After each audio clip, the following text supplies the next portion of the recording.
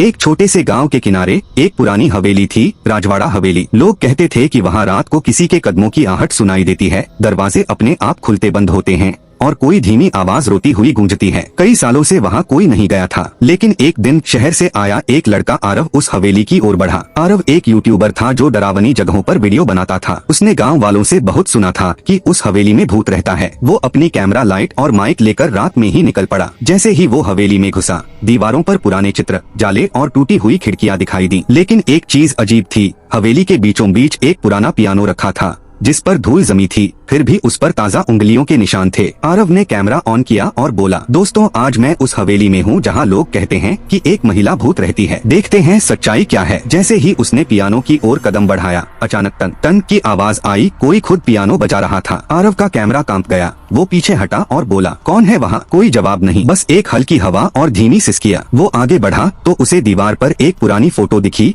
जिसमें एक खूबसूरत लड़की सफेद गाउन में मुस्कुरा रही थी। नीचे लिखा था अनामिका 1923। अचानक वही लड़की उसके सामने आ गई, सफेद गाउन में, हल्की मुस्कान के साथ, लेकिन आंखों में दर्द भरा हुआ। आरव डर के मारे पीछे गिर पड़ा। भूत बोली, डरो मत, मैं किसी को नुकसान नहीं पहुंचाती, मैं बस इंतजार कर रही हूँ। आरव ने हिम्मत जुटाई और पूछा, किसका इंतजार? वो बोली, अपने प्रेमी का, जो मुझसे वादा करके कभी लौटा ही नहीं। कहानी खुलती है 100 साल पहले। अनामिका इसी हवेली की राजकुमारी थी। वो एक आम लड़के अर्जुन से प्यार करती थी। दोनों ने भागकर शादी करने की ठानी, लेकिन उस रात अर्जुन नहीं आया और अनामिका ने दुख में अपनी जान दे दी। तब से उसकी आत्मा वहीं अटकी रही, उसी दरवाजे पर जहाँ वो इंतजार करती थी। आरव ने भावुक होकर कहा, तुम्हारा इंतजार अब खत्म होगा। उसने अगले दिन पुरानी रिकॉर्ड्स खंगाले और उसे पता चला कि अर्जुन को उसी रात मार दिया गया था। आरव ने दोनों की फोटो हवेली के मंदिर में रखी और दीप जलाया। अगली रात जब वो हवेली पहुंचा, वहाँ शांति थी। पियानो पर गुलाब रखा था और हवा में हल्की खुशबू थी। फिर आरव ने कैमरा में देखा, दीवार पर अनामिका की तस्वीर धीरे धीरे गायब हो रही थी। अब वो आत्मा मुक्त हो चुकी थी। आरव हवेली के बाहर खड़ा होकर कैमरा में कहता है, दोस्तों कुछ आत्माएं डराने नहीं आती, वो बस अपनी अधूरी कहानी पूरी करने लौटती हैं। अगर कभी किसी जगह से रोने की आवाज आए तो सोचो शायद कोई बस सुनने वाला चाहता है। धीरे धीरे बैकग्राउंड में पियानो की धुन बजती है